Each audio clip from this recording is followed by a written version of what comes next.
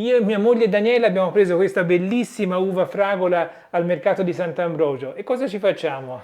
Ci facciamo una marmellata. Tutto è iniziato da una marmellata che mi è stata regalata da una mia amica con dell'uva Celano. L'uva Celano non sono riuscita a trovarla perché è un'uva tipica dell'Abruzzo e quindi ho provato con l'uva fragola che è tipica della nostra regione, cioè la Toscana. Come prima cosa la laviamo. La laviamo in acqua corrente. Allora, cuoceremo la marmellata in questa pirofila perché la cuoceremo nel forno a microonde. Bene, a questo punto separiamo i raspi dai chicchi e si mettano tutti dentro questa pirofila. Bene, a questo punto abbiamo finito di schiccolarla, guarda che meraviglia quest'uva fragola. Sono 3 kg, quindi abbiamo la pirofila che è circa 1 chilo e sono 2 kg di frutta. È importante saperlo perché il tempo che dobbiamo metterla nel microonde è proporzionale al peso della frutta. In questo caso dovremo tenerla circa 24 minuti come prima cottura. Andiamo a mettere nel microonde.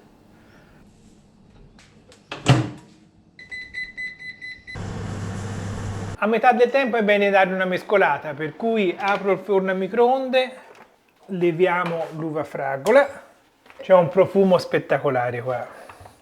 Io sono amante del forno a microonde per fare le marmellate, da quando l'ho scoperto non l'ho più lasciato, perché a parer mio vengano più saporite rispetto alla cottura classica sul fornello. Inoltre c'è anche la cosa appunto che le marmellate si fanno quasi tutte in estate, il forno a microonde non scalda la casa come i fornelli, quindi anche questa è un'utilità in più. A questo punto possiamo andare avanti con la cottura.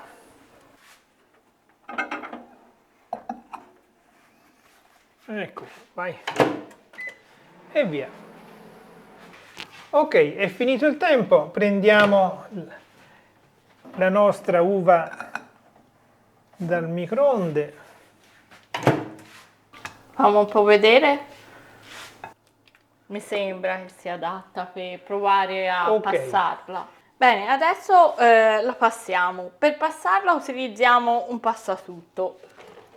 Dobbiamo passarla come si fa anche la marmellata di more, perché dentro ci sono i semi, quindi necessita questo lavoro un pochino più noioso, ecco. Una volta che l'uva è passata, leviamo i semi e poi andiamo a mettere dell'altra uva. Ah, hai finito di passarla? Sì, sì.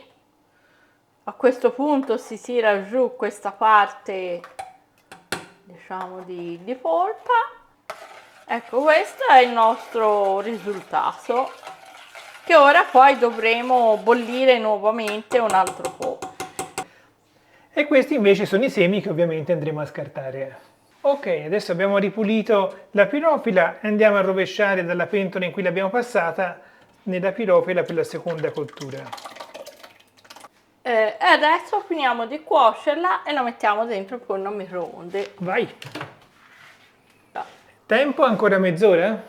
Sì, sì, le due cotture sono uguali. Ok, il tempo è finito, leviamo la marmellata e vediamo se è pronta.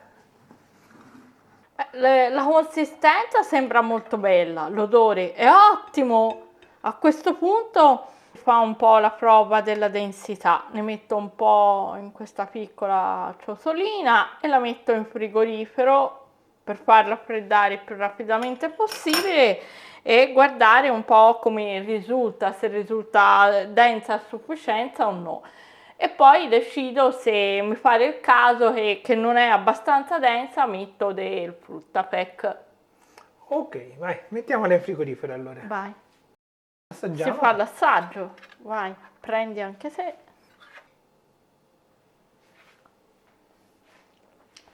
Buonissima. Veramente buonissima. Una marmellata senza zucchero. Praticamente frutta e basta. Eccezionale.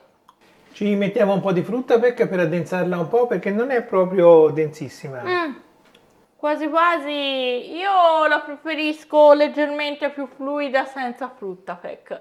Se poi uno la vuole un po' più gelatinosa, io in una quantità come questa metterei un massimo di mezza busta. Allora, noi la teniamo così. Se invece a te magari la vuoi un pochino più solida, metti una mezza busta di frutta pecca e poi fai altri 5 minuti di forno a microonde per amalgamare il tutto e poi si può imbarattolare. Noi invece andiamo subito a imbarattolare, però questo non lo vedrai in questo video, però puoi guardare qui il video della marmellata di mora in cui ho spiegato tutto il procedimento di imbarattolamento. Ok, allora noi ci vediamo al prossimo video. Ciao!